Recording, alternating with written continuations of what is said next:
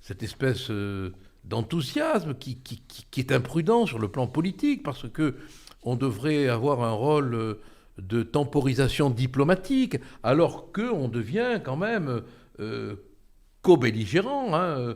Nous nous tenons au collet de l'Ukraine. La Russie ne peut ni ne doit l'emporter, a dit la présidente du Parlement européen. Bon, et le chancelier allemand a déclaré son soutien à l'Ukraine. Donc on prend une attitude qui est complètement de l'ordre de la co-belligérance. Et c'est l'équivalent, à mon avis, d'une déclaration de guerre. La présidente du Parlement européen nous fait adhérer sans vote à l'acceptation de l'Ukraine dans l'Union européenne. Elle l'a déclaré. Elle l'a déclaré, oui. Elle est favorable. Elle est favorable à l'entrée de l'Union européenne. Alors donc, ça devient quand même très grave d'entendre tous ces discours qui nous impliquent dans une guerre. Et à un moment donné, l'implication, elle risque de provoquer un retour. Un retour. Vous pensez qu'en effet que la Russie pourrait répondre ? Moi, je pense qu'on est aux portes de la Troisième Guerre mondiale. Du reste, ce n'est pas moi qui le dis, c'est le secrétaire général de l'ONU qui parle d'une guerre totale. J'aurais aimé, voilà, en effet... Du reste, on a sa déclaration qui s'inscrit. Regardez-la attentivement. Le monde se dirige, les yeux grands ouverts, vers une guerre plus large.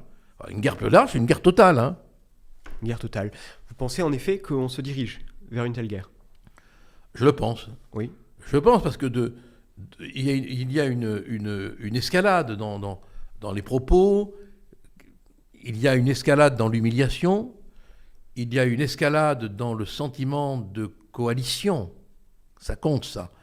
Il y a une escalade dans la fourniture d'armement et il y a des intérêts que l'on ne voit pas. Quels sont-ils ? Que nous... Il y a deux formes d'intérêt. Il y a un intérêt immédiat qui est les avantages commerciaux que les États-Unis remportent, notamment dans le domaine de la vente d'armement. Il ne faut quand même pas oublier qu'ils ont acheté aussi des terres en nombre considérable en Ukraine. Donc cette guerre profite quand même à l'armement des États-Unis. Et ensuite, si on voit plus loin, il y a la mise en place peut-être de positions belliqueuses de la Chine, de la Turquie, qui, à la faveur de ce séisme, peuvent parfaitement planter leur clou à un moment donné.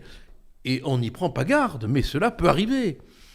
Et donc, au lieu d'avoir une attitude pacifique, plénipotentiaire, diplomatique, qui eût été la bonne attitude et l'attitude historique de l'Europe, on provoque, on fait durer, alors qu'on devrait peser pour une solution diplomatique. Mais on se demande si ce n'est pas l'OTAN qui nous gouverne, franchement. Hein. Mais quels étaient donc les objectifs, selon vous, cachés de la visite de Zelensky en Europe ? Zelensky cherche à avoir des armes, hein. Il a même été reçu au passage, donné par Charles Michel, hein, oui. Le président du Conseil européen. Ursula von der Leyen. Voilà, et Ursula von der Leyen. Donc il faut vraiment... Ils voulaient tous leur petit morceau de Zelensky. Hein. Regardez cette image, non mais rayonnante, souriante, bande d'abrutis, il y a la guerre, il y a des morts. Et ils sont là comme au Festival de Cannes, en train de poser. Non mais ça me rend malade. Il a raison. Ça me rend malade, enfin quand même. Ils ne se rendent pas compte que derrière leur sourire, il y a la grimace des morts. C'est insupportable, hein. Moi je trouve que c'est insupportable.